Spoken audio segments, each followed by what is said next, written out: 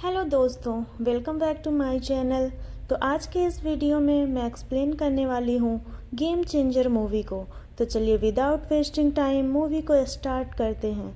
Movie start होती है आंध्र प्रदेश के सीएम सत्या से, जो कि काफ़ी टेंशन में था और उसे बार बार एक औरत और उसका बच्चा दिखाई दे रहा था। यही सोचते हुए सत्या की तबीयत खराब हो जाती है, इसलिए उसे अस्पताल ले जाने लगते हैं। लेकिन रास्ते में एक जगह फ्लाईओवर टूट गया था, जिसकी वजह से काफ़ी सारी कार का एक्सीडेंट हो गया था, जिसमें बहुत सारे लोगों की जान गई थी। साथ ही रास्ता भी ब्लॉक हो गया था, जिसकी वजह से सत्या को पैदल लेकर जाते हैं। और सत्या को जब होश आता है तो उसके दोनों बेटे उसके पास थे और वो दोनों लड़ रहे थे कि सत्या के बाद सीएम कौन बनेगा। यह सुनने पर सत्या को काफ़ी बुरा लगता है, क्योंकि वह इतना सीरियस था और लेकिन उसके दोनों बेटे बस कुर्सी के लिए लड़ रहे थे। बाद हम राम नाम के एक आईएएस को देखते हैं, जिसे मारने के लिए कुछ गुंडे आए थे। यहाँ हमें पता चलता है कि राम पहले एक आईपीएस ऑफिसर था, लेकिन अब वह आईएएस ऑफिसर बन गया है। राम जब आईपीएस ऑफिसर था तो उसने काफ़ी सारे गुंडों का जीना मुश्किल कर दिया था, इसलिए वह गुंडे अब उससे बदला लेने के लिए वहाँ पर आए थे। लेकिन राम उनको सबको पीट देता है, जिसके बाद वहाँ से चला जाता है। अब राम जब घर आता है तो उसकी माँ चाहती थी कि राम जल्दी से शादी कर ले, लेकिन राम कहता है कि वह शादी नहीं कर सकता। अगर वह चाहती है तो वह उसके भाई बहनों की शादी करवा दे, पर वह अभी शादी नहीं करेगा। इसके बाद राम अपना ऑफिस ज्वाइन करता है और वहाँ पर अनाउंस करता है कि शहर में जिनकी वजह से बहुत बड़े बड़े प्रॉब्लम्स हैं, उन सब की लिस्ट बनाई जाए और उन सबको यहाँ पर लाया जाए। इसके बाद बाकी ऑफिसर्स राम के कहने पर काम पर लग जाते हैं और ऐसे लोगों को राम के ऑफिस में बुलाते हैं, जहाँ राम सबको समझाता है कि वह शराफत से पैसे कमाएं और सारे ब्लैक के काम बंद करें। लेकिन वो लोग उसकी बात सुनने के लिए तैयार नहीं थे। जिसके बाद राम सबको एक बस में बैठाता है और उनके साथ एक अनाज की गोदाम पर आता है। एक्चुअली वह गोदाम एक आदमी का था, जिसने खराब चावल को वाइट में पेश किया था और वह उसे काफ़ी महंगे दाम पर बेच रहा था। अब राम उसकी असलियत सबके सामने लाता है और उसके गोदाम को सील कर देता है। जिसके बाद राम एक मॉल में जाता है, जहां पर सेफ्टी मेजर्स नहीं लिए गए थे, इसलिए राम उस मॉल को ही गिरा देता है। जिसके बाद वह सबको फ़ोन करता है कि अगर सबने गलत काम बंद नहीं किए तो वो एक एक करके सबको ऐसे ही ख़त्म कर देगा। अब यह सब देखने के बाद सब लोग राम की बात मान जाते हैं और वह उससे कहते हैं कि इसके बाद ऐसी कोई गलती नहीं करेंगे। इसके बाद हम सीएम सत्या को देखते हैं, जो अपने सभी पार्टी मेंबर से कहता है कि अब उसे सबको सुधारना होगा और अच्छे से काम करना होगा। उनकी पार्टी में कोई करप्शन या भेदभाव नहीं होगा। जो सुनने के बाद सत्या के दोनों बेटे भड़क जाते हैं, क्योंकि उन दोनों के सबसे ज़्यादा इनलीगल काम थे। लेकिन सत्या कहता है कि उन सबको बदलना होगा, नहीं तो वह एक एक करके सभी को पार्टी से निकाल देगा। अब सत्या की बात मानने के अलावा उनके पास कोई और ऑप्शन नहीं था, इसलिए वह सत्या से कहते हैं कि वह अपना इल्लीगल काम बंद करेंगे। लेकिन सत्या का बेटा मोपी अपनी रेती की तस्करी बंद नहीं करता। वह दिन भर अपने काम बंद रखता है, लेकिन रात में उसके सारे इनलीगल काम शुरू हो जाते हैं। जिसके बाद राम की बहन की शादी हो जाती है और राम के दोस्त उससे पूछने लगते हैं कि आखिर राम ने शादी क्यों नहीं की। जिसके बाद राम अपनी लव स्टोरी बताने लगता है। एक्चुअली जब राम कॉलेज में था तो वह काफ़ी मारपीट किया करता था। एक दिन उसे पता चला कि उसकी गर्लफ्रेंड के साथ किसी प्रोफेसर ने ज़बरदस्ती करने की कोशिश की है, इसलिए वह जाकर उसे प्रोफेसर को पीटने लगा, जिसकी बेटी थी दीपिका। दीपिका ने राम को बताया कि जिस प्रोफेसर को वह पीट रहा है वह उसके पापा नहीं हैं, वह कोई और हैं। अब यह सुनने के बाद राम उससे माफ़ी मांगता है, लेकिन दीपिका उसे जेल भेज देती है। लेकिन बाद में राम के दोस्त उसे बताते हैं कि दीपिका के पापा को राम ने गलत फहमी में मारा था। जो सुनने पर दीपिका अपने पापा के साथ जाकर राम को छुड़वा देती है। अब राम को दीपिका से प्यार हो गया था, लेकिन दीपिका कहती है कि वह राम से प्यार नहीं करती है, क्योंकि वह गुस्से वाले आदमी के साथ नहीं रहना चाहती। यह सुनने सुनने पर राम उससे कहता है कि वह अपना गुस्सा भूल जाएगा और कभी भी मारपीट नहीं करेगा। लेकिन तभी एक आदमी दीपिका को छेड़ता है और राम उसे पीट देता है, जिसकी वजह से दीपिका और ज़्यादा गुस्सा हो जाती है। लेकिन अब राम गुस्सा करना बंद कर देता है, जो देखकर दीपिका काफ़ी इम्प्रेस हो गई थी। वह काफ़ी खुश थी क्योंकि राम अब बहुत ज़्यादा बदल गया था।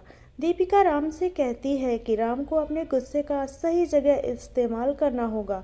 वह राम से कहती है कि क्यों न वह एक आईएएस ऑफिसर बने और लोगों के भलाई के लिए काम करे। जिस पर राम कहता है कि अगर वह इसकी जगह आईपीएस ऑफिसर बन गया तो, जिस पर दीपिका का कहना था कि अगर वह आईपीएस ऑफिसर बन गया तो काफ़ी सारे एनकाउंटर करेगा, इसलिए राम को आईएएस ऑफिसर बनना होगा।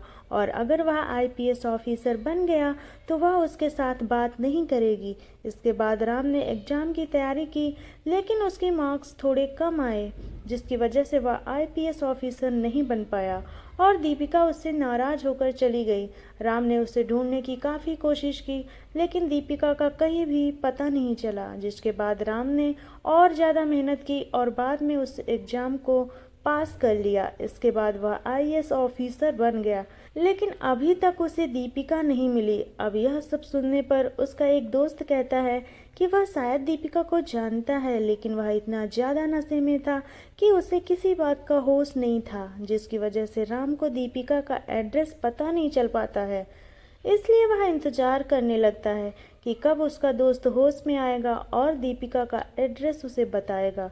तो वहीं राम को मूवी के इनलीगल बिजनेस के बारे में पता चल जाता है और वह उसके सारे आदमियों को अरेस्ट करता है, जिसकी वजह से मूवी काफ़ी गुस्से में था। वह राम से मिलने आता है और उससे कहता है कि वह उसके आदमियों को छोड़ दे, जिस पर राम उसे कहता है कि उसे रिटर्न में देना होगा, तभी वह उसके आदमी को छोड़ेगा।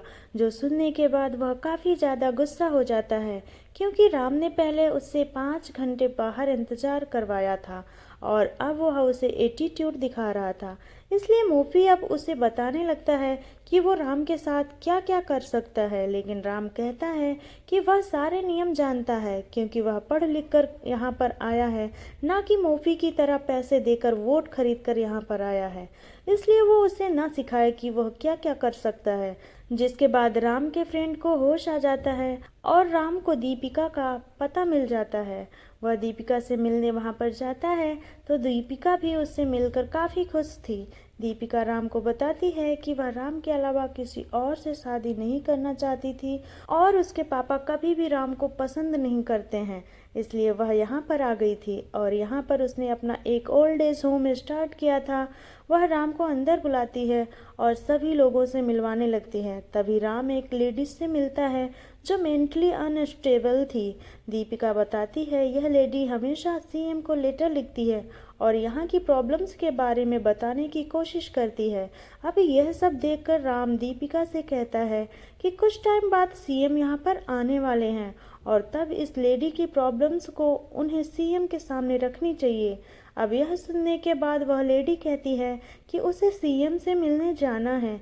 जिसके बाद हम सीएम सत्या को वहाँ पर देखते हैं, जो वहाँ पर आते हैं और उनका स्पीच शुरू हो जाता है। वहाँ पर लेडी भी आई थी और जैसे ही वह सीएम को देखती है, वह सीएम से कहती है ये तो सिर्फ बोलता है, लेकिन जैसा बोलता है वैसा करता नहीं है। अब यह सुनने पर मूवी काफ़ी गुस्सा हो जाता है और उस औरत को वहाँ से निकालने लगता है, लेकिन सत्या उसे रोकता है और ऐसा लगता है कि सत्या उस लेडी को पहले से जानता था।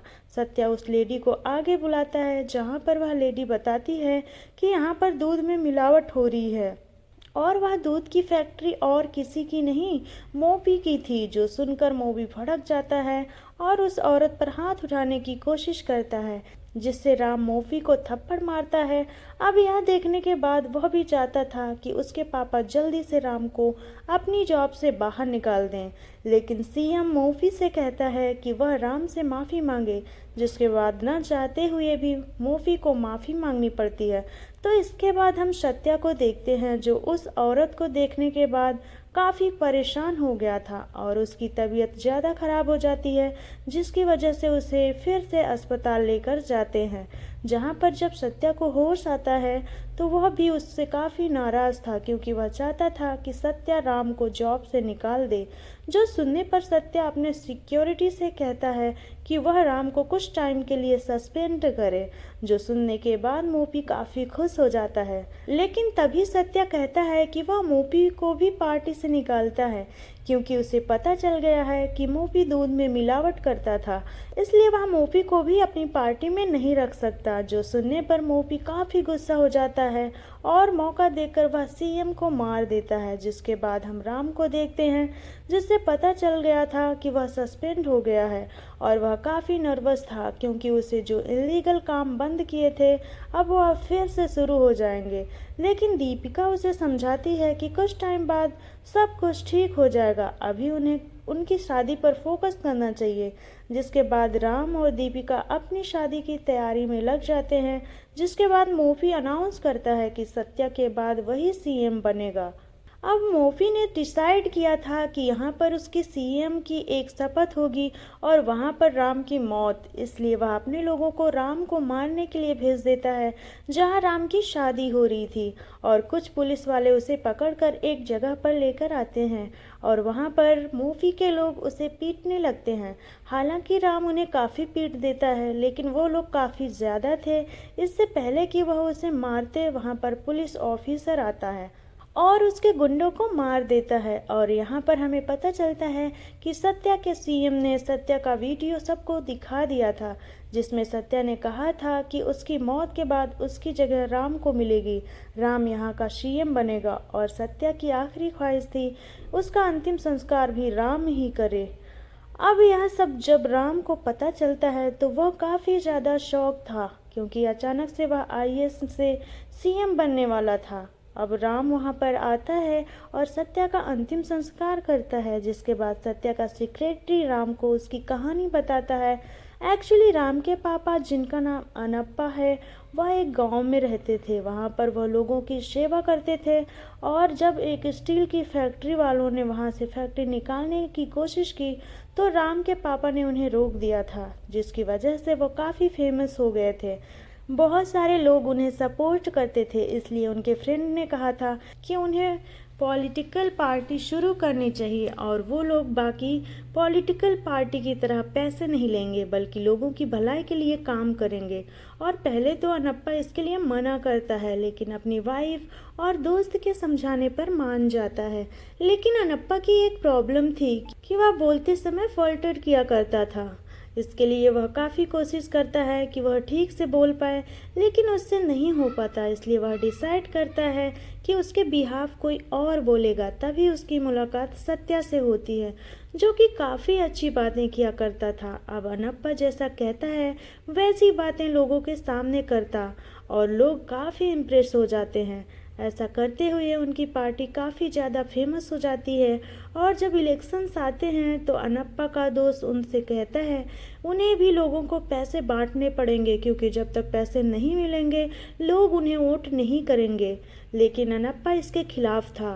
लेकिन अनप्पा का दोस्त उससे कहता है कि उनके पास तो स्पॉन्सर भी रेडी है और वह स्पॉन्सर कोई और नहीं था बल्कि वही स्टील की फैक्ट्री वाला था। जो सुनने पर अनप्पा कहता है कि वह ऐसे काम हरगिज भी नहीं करेगा और अगर वह उससे एग्री नहीं करते तो यह पार्टी खत्म कर देगा। यह बोलकर अनप्पा वहां से चला जाता है। अब अनप्पा अपनी फैमिली के साथ एक मंदिर में आया था, लेकिन रात को ही सत्या और अनप्पा का दोस्त उस स्टील फैक्ट्री ओनर के पास जाते हैं और उसके पास से पैसे ले लेते हैं और डिसाइड करते हैं कि वह किसी भी हाल में इस बार इलेक्शन जीतेंगे। अब जैसे ही यह बात अनप्पा को पता चलती है तो वह प्रेस कॉन्फ्रेंस को बुलाता है, जिनके सामने वह बताने वाला था कि वह यह पार्टी बंद करता है।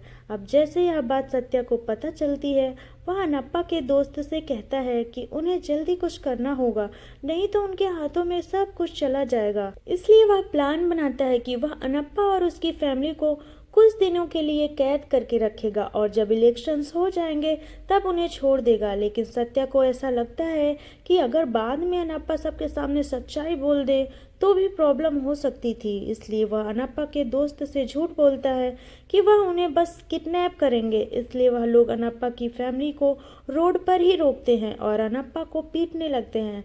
अब अनप्पा भी उनके साथ फाइट करता है, लेकिन वह लोग उसके ऊपर भारी पड़ते हैं। तो वहीं अनप्पा की वाइफ और बेटे राम को लेकर एक जगह छुप जाती है। तो वहीं अनप्पा उन लोगों से रिक्वेस्ट करता है कि वो ये सब बंद करें, लेकिन शक्ति को अपना पावर चाहिए था, इसलिए वह अनप्पा को मार देता है। जो देखने के बाद राम की माँ राम को लेकर वहां से भाग निकलती है, जिसके बाद सत्या ने अनप्पा की जगह ली और पार्टी हेड बन गया और एक दिन वह सीएम भी बन गया। अब यह सब सुनने के बाद राम काफी गुस्सा हो जाता है, क्योंकि जिस आदमी ने उसके पापा को मारा था उसने अब उसी का अंतिम संस्कार कर दिया था। लेकिन सत्या का सेक्रेटरी उसे कहता है कि इस सत्या को इस बात से काफ़ी पछतावा हुआ था और इसलिए वह राम को सीएम बनाना चाहता है।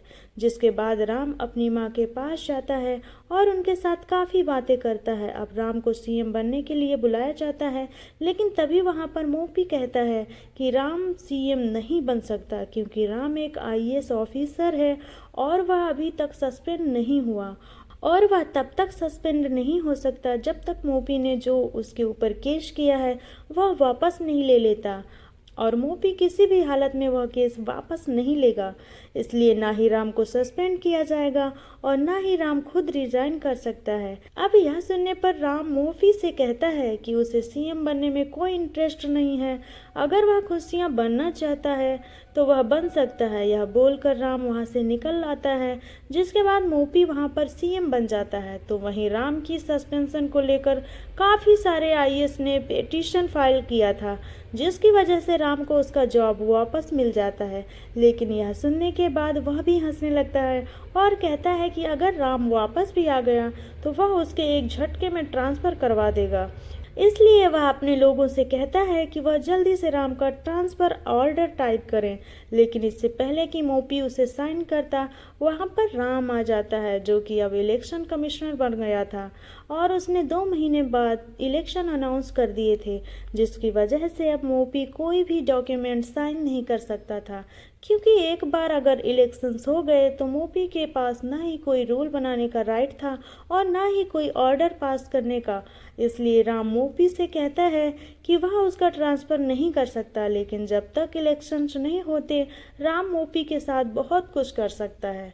राम मोपी से कहता है कि वह सीएम तो बन गया है, लेकिन वह निकम्मा सीएम है। यह कहकर राम वहां से चला जाता है, जिससे मोपी और भी ज़्यादा गुस्सा हो जाता है। अब वह डिसाइड करता है कि उसे किसी भी हालत में इलेक्शन जीतने होंगे।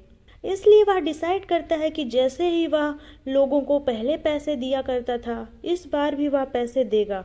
और राम को यह भी बात पता थी, लेकिन वह मोपी को नहीं रोकता। साथ ही अनप्पा के जो वफादार थे वह अपनी नई पार्टी सत्या को देते हैं, जो गांव वालों को जाकर बताता है कि उन्हें इस तरह से पैसे नहीं लेने चाहिए। लेकिन गांव वालों का कहना था कि कभी कभार तो उन्हें इस तरह से पैसे मिलते हैं। एक बार इलेक्शंस हो गए तो उनके पास कोई आता भी नहीं और ना ही उनके पास कोई प्रॉब्लम जानने की कोशिश करता है, और अगर उन्होंने पैसे अभी नहीं लिए तो उन्हें कुछ भी नहीं मिलेगा। जो सुनने पर राम उन्हें कहता है कि अब तक उन्हें बस 2000 रुपये मिलते थे, लेकिन अब उन्हें एक वोट के बदले 20,000 रुपये लेने होंगे। राम गांव वालों को समझाता है कि जब वह उन्हें इलेक्शन में जिताते हैं तो वह आदमी कितने पैसे कमाता है, इसलिए वो उन्हें एक वोट के बदले 20,000 रुपये आराम से दे सकता है। अब यह सुनने के बाद गांव वाले फैसला करते हैं कि वह हर एक वोट के बदले 20,000 रुपये लेंगे। तो वहीं मोपी को यकीन था कि वह इलेक्शन जीत ही जाएगा, इसलिए वह 20,000 रुपये दे देता है, जिसकी वजह से उसकी काफ़ी सारे पैसे खर्च हो जाते हैं। और राम भी उसकी गाड़ियों को बिल्कुल भी नहीं रोकता, क्योंकि वह चाहता था कि मोपी के सारे पैसे गांव वालों के पास पहुंच जाएं।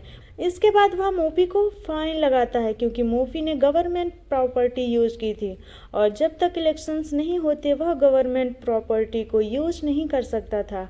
और मोपी के ऊपर 25 लाख का फाइन था और उसे 25 लाख रुपए देने पड़ते हैं। जिसके बाद राम मोपी को बताता है कि एक पॉलिटिशियन इलेक्शन में सिर्फ 40 लाख रुपए ही खर्च कर सकते हैं। अब मोपी ने 25 लाख रुपए पहले ही खर्च कर दिए थे, तो बचे हुए पैसों में से उसे बाकी सब काम करने होंगे। जो सुनने के बाद कई सारे लोग मोपी का साथ छोड़ देते हैं कि मोपी के पास अब काफ़ी कम पैसे बचे थे। जिसके बाद वोटिंग का दिन आता है और एक वोटिंग सेंटर पर बम ब्लास्ट होता है, जिसकी वजह से राम काफ़ी परेशान हो गया था। तब मोपी उसे बताता है कि उसने 7 और वोटिंग सेंटर पर भी बम रखे हैं और अगर राम अब चुप नहीं हुआ तो बाकी जगह पर भी बम ब्लास्ट हो जाएगा। मोपी आराम से कहता है कि उसके लोग सिर्फ वोटिंग करेंगे और राम को चुपचाप यहाँ पर बैठना होगा, क्योंकि अगर उसने कुछ भी किया तो यह सब जगह बम ब्लास्ट हो जाएंगे।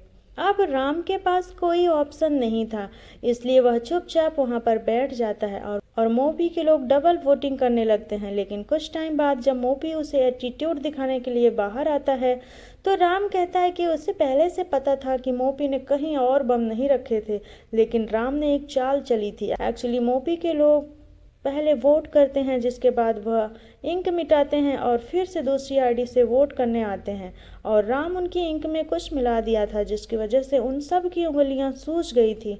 और यह देखने के बाद सबको पता चल गया था कि कुछ वोटिंग सेंटर में इस तरह की चीटिंग हुई थी, जिसके बाद वहां पर फिर से वोटिंग होती है और मोपी कोई गड़बड़ नहीं कर पाता। फिर मोपी प्लान बनाता है कि वह ईवीएम मशीन चुरा लेगा, लेकिन राम जानता था कि जरूर मोपी ऐसा ही करेगा, इसलिए वह ईवीएम मशीन कार से नहीं बल्कि ड्रोन से भेज देता है और काउंटिंग शुरू हो जाती है, जहां पर मोपी के लोग हमला कर देते हैं, लेकिन राम उन्हें अच्छा सबक सिखा देता है। इसके बाद मोपी काफी गुस्से में आता है और मोपी राम से लड़ने के लिए काउंटर सेंटर पर आ जाता है।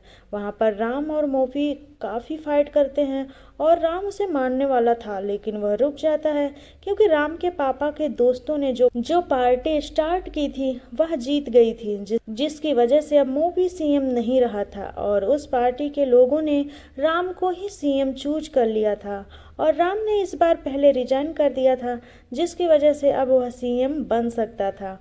और यहीं पर यह मूवी एंड हो जाती है। तो ये थी गेम चेंजर मूवी की स्टोरी। अगर आपको यह वीडियो मेरा एक्सप्लेनेशन पसंद आया हो तो वीडियो को लाइक शेयर सब्सक्राइब जरूर करें। Thank you.